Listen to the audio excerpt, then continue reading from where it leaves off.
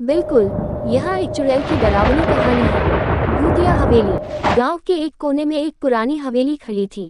हवेली की दीवारें टूटी फूटी थीं और उसके दरवाजे पर जाले लगे हुए थे। गांव वाले कहते थे कि हवेली में एक चुड़ैल का वास है, जिसने कई साल पहले एक काले जादू से अपनी आत्मा को अमर बना लिया था।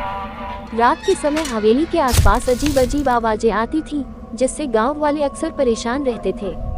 एक रात एक युवक नामक आदित्य ने सोचा कि वह हवेली में रात बिताएगा ताकि वह ये जान सके कि उन आवाजों के पीछे का रहस्य क्या है।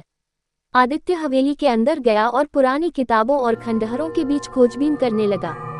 जैसे ही वह एक पुरानी तस्वीर के पास पहुंचा, अचानक हवेली में सन्नाटा छा गया।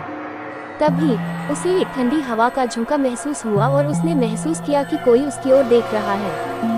आदित्य ने धीमे कदमों से आवाज की ओर बढ़ते हुए देखा कि एक महिला की आकृति उसकी ओर बढ़ रही है। उसकी आंखें चमक रही थीं और उसके बाल बेतरतीब थे। उसकी हड्डियां साफ दिख रही थीं और उसके चेहरे पर एक खौफनाक मुस्कान थी। आदित्य ने उस आकृति को देखा और महसूस किया कि वह चुड़ैल है।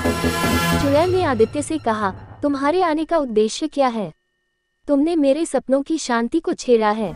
आदित्य डर के मारे कांपते हुए बोला, मैं सिर्फ सच जानना चाहता हूँ। चुड़ैल ने आदित्य को बताया कि वह एक समय पर एक निर्दोष महिला थी जिसे उसके पड़ोसियों ने झूठे आरोपों में फंसाकर मार डाला था। उसके बाद उसकी आत्मा को शांति नहीं मिली और अब वह हवेली में बसी हुई है। आदित्य ने उसकी पीड़ा को महसूस किया और उसे आत्मिक शांति की सलाह दी। इसके बाद आदित्य ने गांव वालों को हवेली की कहानी सुनाई और सब मिलकर हवेली को एक पूजा अर्चना से शुद्ध किया।